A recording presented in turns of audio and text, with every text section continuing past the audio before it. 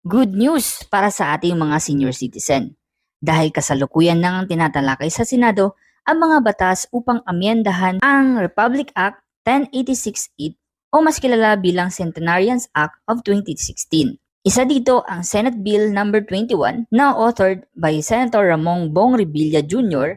na naglalayon na bigyan ng 10,000 pesos ang ating mga senior citizen pag sila ay umabot ng 80 years old. Another 10,000 pesos naman pag sila ay umabot ng 90 years old at pag sila ay umabot ng 100 years old ay sila ay bibigyan ng 100,000 pesos.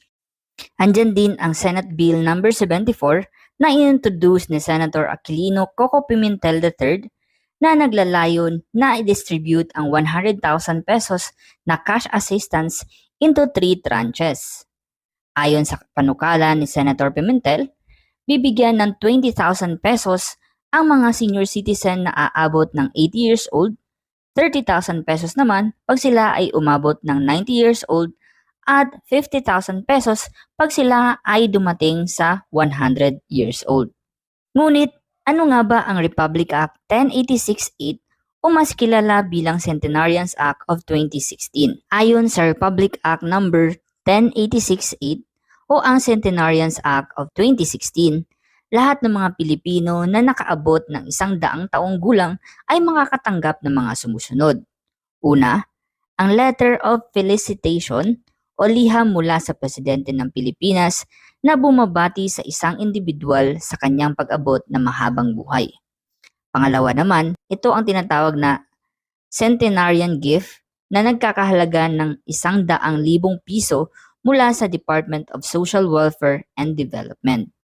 Ano-ano naman ang proseso o requirements para makapag-apply ng Centenarian Act of 2016? Para makapag-qualified o para maging qualified ka dito, kailangan magpasa ng isang centenarian o ng isang senior citizen or malapit na maging 100 years old sa kanilang local government unit o kaya sa DSWD ng alinman sa mga sumusunod. Una, birth certificate o kaya Philippine passport. So kung wala ka namang Philippine passport o kaya birth certificate, ay maaari mong isumite ang alinman isa sa mga sumusunod na kinoconsidered na primary IDs. Una, yung Senior Citizen ID or the Office of the Senior Citizen Affairs ID or OSCA ID. Pangalawa, LTO issued driver's license. Pangatlo, SSS ID. Pang-apat, GSIS ID, PRC license, postal ID, voter's ID, or COMELEC certification, o kaya any other ID na naka-indicate na ikaw isang Filipino citizen at naka-indicate din ang iyong year of birth.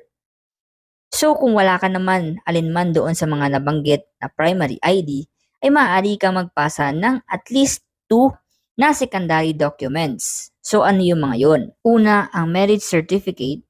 Pangalawa, birth certificate ng anak o mga anak ng centenarian. Pangatlo, affidavit ng 2 o higit pa sa mga disinterested person na may personal na kaalaman sa aktual na edad o petsa ng kapanganakan ng centenarian. Pang-apat, dokumento mula sa dating paaralan o trabaho ng centenarian na nakasaad ang araw ng kapanganakan.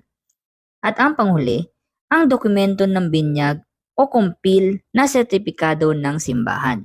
Para naman sa mga centenarian na naninirahan sa ibang bansa, ay maaari nilang isumite sa Philippine Embassy ang kanilang mga IDs. At ito naman ay i-forward sa Commission on Filipinos Overseas. So paano ka makakapag-qualified sa Centenarian Program? So merong 3 steps or 3 process or merong 3 necessary procedures na kailangan ikumpleto bago makapag-apply ng Centenarians Program. Una na dito ay ang identification phase kung saan dapat meron kang record sa Office of the Senior Citizens Affairs or OSCA para mas madali nilang ma-identify ang mga senior citizen natin na malapit nang umabot ng 100 years old.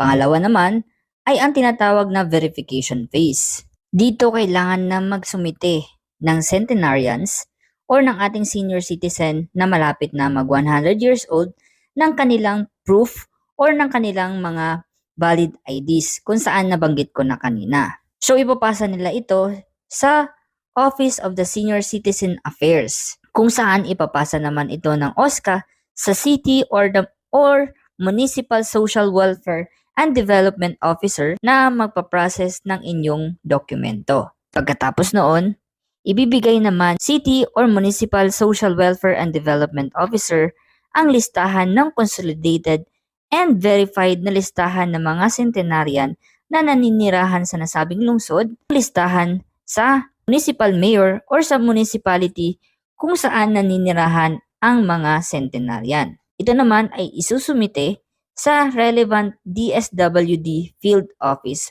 for consideration and approval. Since ang DSWD nga ang namamahala sa pag-distribute at pamimigay sa benepisyong ito.